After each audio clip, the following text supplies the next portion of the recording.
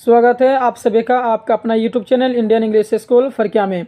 दोस्तों, आज की इस वीडियो में मैं आपको बिहार डीएलएड एंट्रांस एग्ज़ाम की ज़बरदस्त तरीके से तैयारी कराऊंगा और मैं आप सभी को उर्दू से रिलेटेड जो है 20 क्वेश्चन आंसर कराऊंगा और वही क्वेश्चन आंसर कराऊंगा जो कि एग्ज़ाम में आने वाले हैं, एग्ज़ाम में पूछे जाने वाले हैं।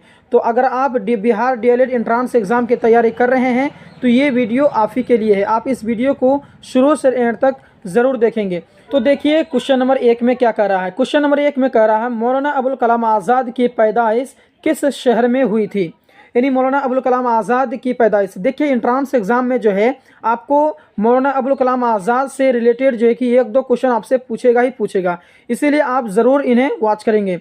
तो मौलाना अबुल कलाम आज़ाद की पैदाइश किस शहर में हुई थी।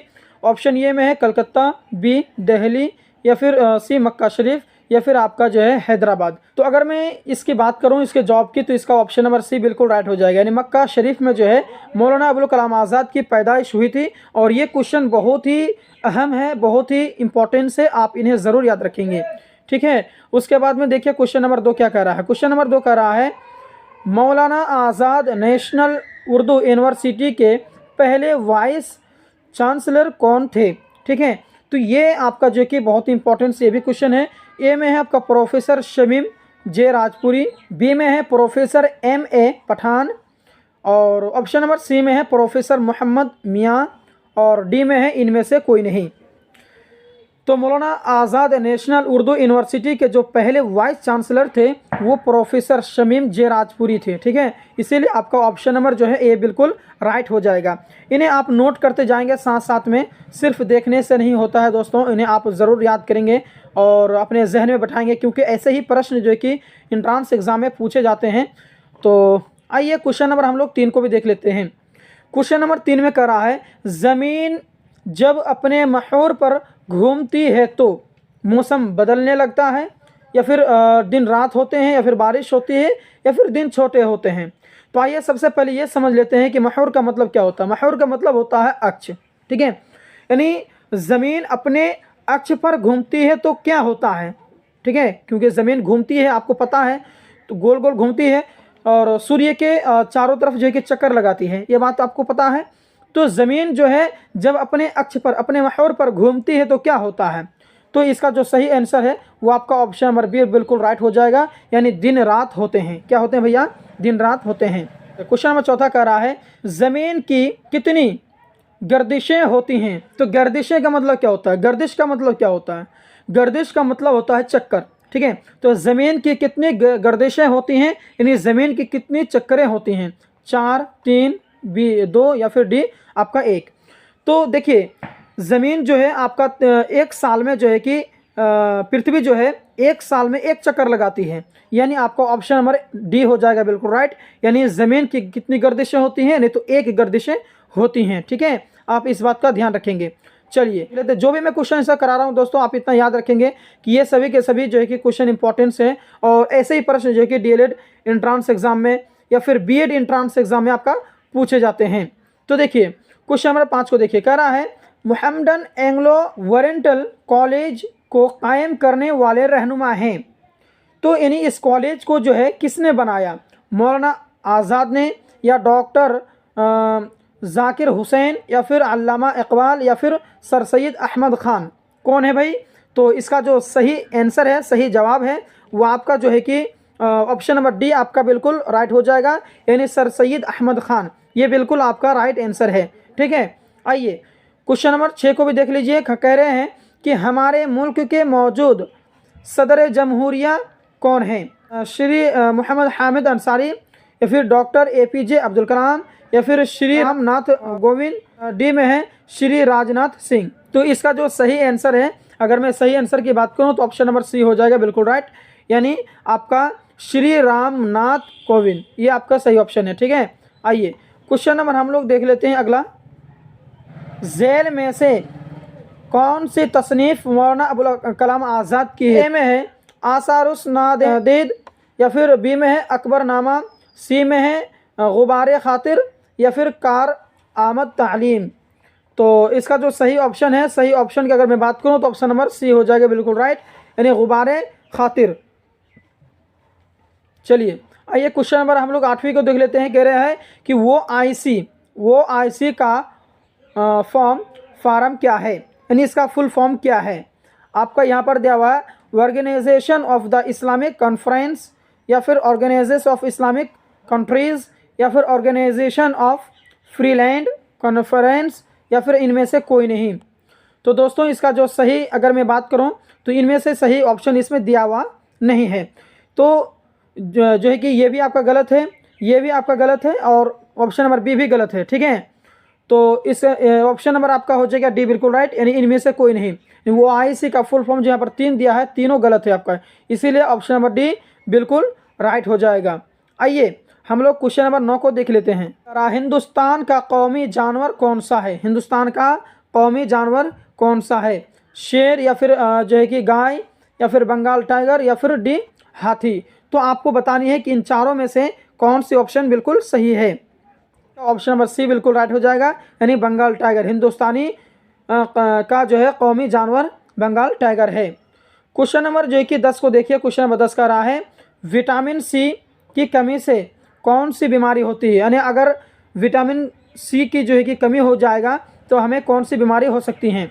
तो इसका जो है कि आपका 4 ऑप्शन दिया हुआ है, स्क्यूरीवी, या फिर रतौंधी, या फिर मियादी बुखार, या फिर आपका जो है कि घिनगा। तो इसका जो सही ऑप्शन है, सही ऑप्शन की बात की जाए तो ऑप्शन नंबर ए बिल्कुल हो जाएगा सही, यानी स्क्यूरवी, ये जो है कि आपका बीमारी हो सकती है विटामिन सी से। ठीक है, सी की कमी से। आइए 11 बहुत ही इंटरेस्टिंग क्वेश्चन है। कह रहा है हिंदुस्तान का पहला खिलाबाज कौन था? ठीक है, तो खिलेबाज का मतलब क्या होता है, इस बात को समझिए। खिलेबाज का मतलब होता है एस्ट्रोनॉट। ठीक है, कौन है? एस्ट्रोनॉट। तो हिंदुस्तान का पहला जो है कि एस्ट्रोनॉट कौन था? तो राजेश शर्मा, या फिर राकेश शर्मा, या फिर अर्जुन सिंह, या फिर कल्पना चावला। तो इसका जो सही अगर ऑप्शन की बात की जाए तो उसका ऑप्शन नंबर बी हो जाएगा बिल्कुल राइट, यानी राकेश शर्मा जो है हिंदुस्तान का पहला एस्ट्रोनॉट था। ठीक है, आइए क्वेश्चन नंबर 12 को देखिए। कह रहा है नहर सुएज किन 2 बड़े आज़मों को तकसीम करती है? नॉर्थ अमेरिका और साउथ अमेरिका, या फिर अफ्रीका और एशिया, या फिर यूरोप और एशिया, या फिर आपका अमेरिका और यूरोप। तो नहर सुएज किन 2 बड़े आज़मों को तकसीम करती है, आपको बतानी है। तो इसका जो सही ऑप्शन है ऑप्शन नंबर बी हो जाएगा बिल्कुल राइट। ठीक है, अफ्रीका और एशिया को जो है तकसीम करती हैं। और आप हमें कमेंट भी करेंगे कि ये जो मैं आपको क्वेश्चन से करा रहा हूँ इनमें से आपको पहले से कितना इसका जवाब आपको पहले से पता था, आप हमें कमेंट कर सकते हैं। आइए क्वेश्चन नंबर 13 को भी हल कर लेते हैं, बहुत ही इंटरेस्टिंग है। और अगर आपने अभी तक हमारे इस चैनल को सब्सक्राइब नहीं किया है तो प्लीज़ हमारे चैनल को सब्सक्राइब करेंगे, क्योंकि डीएलएड से ताल्लुक़ हो या फिर बीएड से ताल्लुक़ हो, हर चीज़ की तैयारी आपको हमारे ही इसी चैनल से आपको कराया जाएगा। इसीलिए आप हमारे चैनल को लाइक करेंगे, शेयर करेंगे और सब्सक्राइब तो ज़रूर करेंगे। क्वेश्चन नंबर 13 को देखिए। कह रहा है इंसान के बच्चे के पैदाइश के वक्त जिस्म में कुल कितनी हड्डियाँ होती हैं? ठीक है, तो एक बात को आप ध्यान में रखेंगे कि इंसान के जो बच्चे पैदा होते हैं तो उस समय उसके जो शरीर की हड्डियाँ होती हैं तो उनकी संख्या ज़्यादा होती हैं। ठीक है, और जैसे जैसे उसकी उम्र बढ़ती जाती है तो वो उसकी उम्र जो है उसके उम्र के हिसाब से उनकी हड्डियाँ जो है क्या कम होते रहती हैं, कम हो जाती हैं। ठीक है, तो यहाँ पर ऑप्शन में आपका लिखा हुआ है 280, सी में है 270, बी में है आपका 260 और डी में आपका क्या है 290। तो आपको बतानी है कि इंसान के बच्चे के पैदाइश के वक्त जिस्म में कुल कितनी हड्डियाँ होती हैं।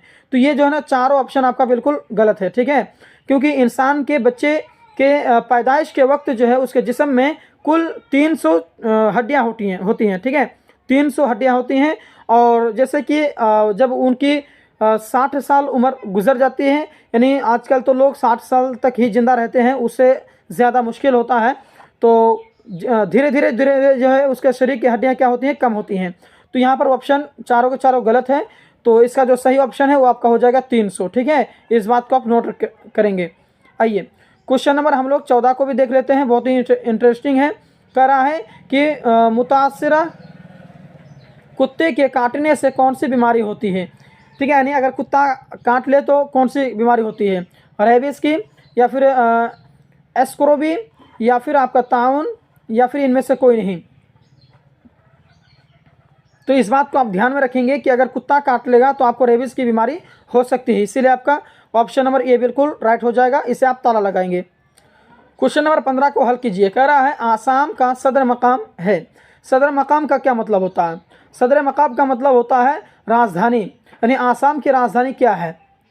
अम्फाल या फिर अनानगर या फिर दिसपुर या फिर आपका शिलांग।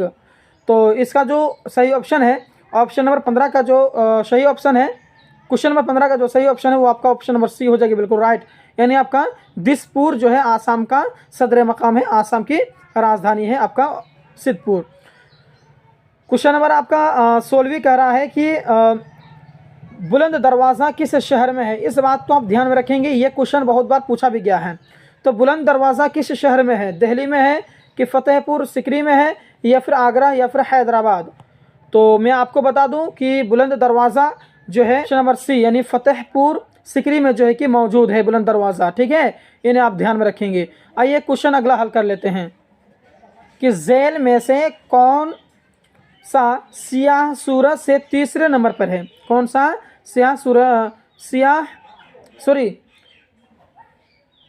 तो क्वेश्चन नंबर 17 को देखिए। क्वेश्चन नंबर 17 कह रहा है झेल में से कौन सा सैयारा सूरज से तीसरे नंबर पर है? सैयारा का मतलब क्या होता है? सैयारा का मतलब होता है ग्रह। क्या होता है भाई?